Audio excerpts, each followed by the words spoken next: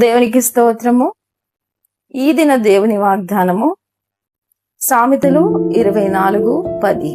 శ్రమ దినమున నీవు కృంగిన ఎడల నీవు చేతకాని వాడవగుదు. ఈ రోజు నీ హృదయం భారంగా ఉందా? సమస్యలు నిన్ను చుట్టుముట్టాయా? ఇటువంటి క్లిష్ట పరిస్థితుల్లో ఉన్నా, దారి తెలియని పరిస్థితుల్లో ఉన్నా, ఇది ఇక నా వల్ల కాదు అని, ఈ బిల్స్ నేను కట్టలేను, ఈ సమస్యలు నేను ఎదుర్కోలేను అని అనుకుంటున్నావా?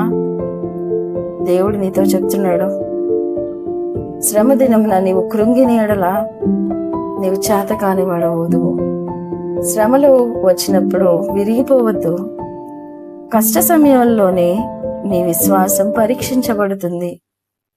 శ్రమ నిన్ను పడేయటానికి కాదు గాని, శ్రమ ఓర్పు పరీక్షను, పరీక్ష నిరీక్షణను కలుగుజేయనని ఎరిగి శ్రమల యందును అతిశయపడదుము అని పౌలు గారు మనకి చెప్తున్నారు కదా.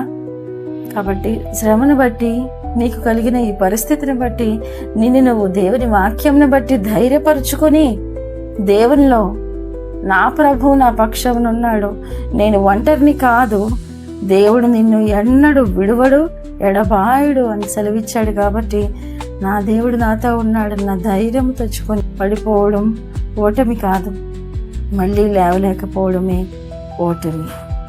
ప్రార్థన.